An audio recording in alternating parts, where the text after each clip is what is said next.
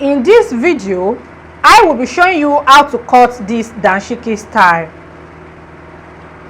This is going to be a full tutorial from the cutting up to the sewing level with a step-by-step approach.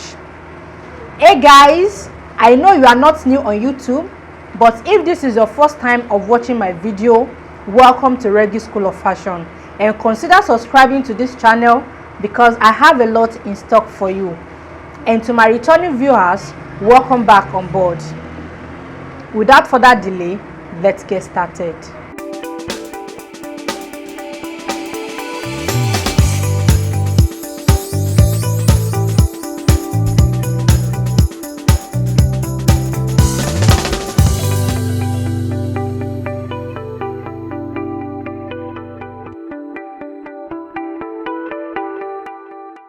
In making this Danshiki style, the measurements required are the back and sleeve measurements, the Danshiki length, the neck circumference measurements, the chest level, the pocket measurements, and the placket measurements. So the first step is to take this measurement correctly on your client. In case you don't know how to take measurement for Danshiki, I have a well-detailed tutorial on that. Kindly check the description area below for the link to the video, so where you will learn how to take all these measurements accurately. And I also have another video on how to make a regular Danshiki style with embroidery. This is a well-detailed tutorial from the drafting to the cutting of fabrics up to the construction level. In case you are interested in making this Danshiki style, kindly check the description area below for the link to the videos as well. And as you can see, the Danshiki style we are making in this tutorial is going to be without embroidery, but it's going to be with a neck piping, it's going to be with a placket and utilitarian pockets. So here I have my pattern paper on my pattern table, as you can see, and I have my starting points line drawn out. So this part is going to be my starting point and this side is my center front. So the first step is to insert the neck width, so that is the wideness of the neck, and this measurement will be taken from the center front. So the measurement I will be using for the neck width is going to be 2.5 inches because the neck circumference measurement of the wearer is 15.5 inches. So after inserting the neck width point, then I will insert the sleeve measurement. In this case, the back measurement is not needed. The back measurement is taken together with the sleeve length. So I will be using 15 inches in this tutorial. So which means the sleeve measurement I took on the wearer on both sides is 30 inches, which has to be divided by 2. And half of that gives me 15 inches. If you don't know how to take the measurement or you have not been making Danshiki before, you might not understand. All you need to do is just to go and watch my video on how to take measurements for Danshiki. So from the center front, I will insert 15 inches. So the 15 inches is the sleeve length of the Danshiki, and I'm making use of this measurement based on the style of the Danshiki we are making. The longer the sleeve length, the wider the Danshiki. If you want it wider, then you will need to increase the length of the sleeve. If you want it narrower than this, which means you will have to reduce the sleeve length of your Danshiki. It's just as simple as that. So here is the sleeve length of 15 inches. Then from this point, I will come down by 2.5 inches. I'm coming down by 2.5 inches because this point is not half of the back measurement, but here is the sleeve length point. So the 2.5 inches, it will be used in constructing the shoulder slope. The shoulder is not going to be on a straight line. On this side, there's joining on the shoulder line, unlike the regular Danshiki where you don't have joining on the shoulder. So from here, I will come down by 2.5 inches,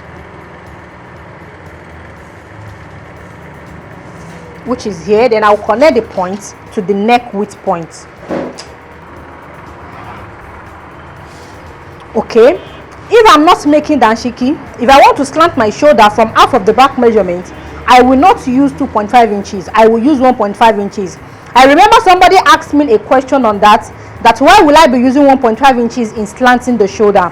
For the freehand user, they don't slant their shoulder from the half of the back measurement point. They slant the shoulder from the edges of their fabric, but before the slanting gets to the half of the back, it will end up having about 1.5 inches. If I want to insert half of my back, it's going to fall somewhere around here or around here, as you can see. So with this, by the time I have half of the back measurement of 9 inches, I will have almost 1.5 inches at that point. This is half of the back of the wearer. So if I take the measurement here, what I have is 1.25 and I'm using 1.5. So as you can see, this is enough in slanting the shoulder.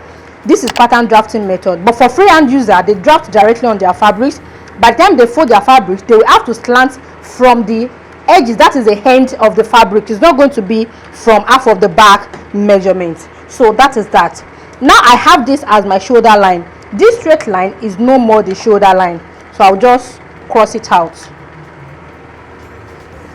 Now the next step is to construct the neckline.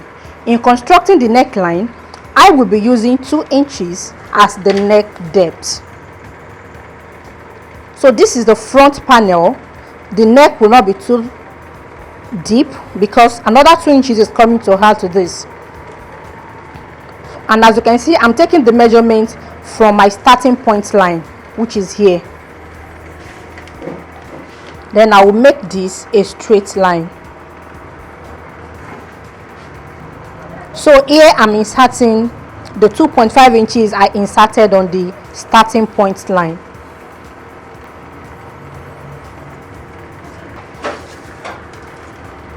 Okay, then I will take this point forward by half of an inch.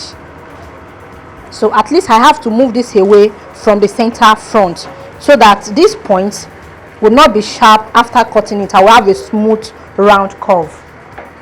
Then I will be using my armhole curve ruler in connecting the curve. If you don't have a curve ruler, there's no reason for, if you don't have a curve ruler, you don't need to get worried. You can just do this with your hand, but make sure you have a smooth curve. So after constructing my neckline, the next step is to take the measurements I have on this part. I have to take this measurement because the neck circumference measurement is involved. The front and the back neckline, after joining the two together, it has to be the same with the neck circumference of the wearer, so that after constructing my danshiki, I will not have the neck area being too tight or too loose.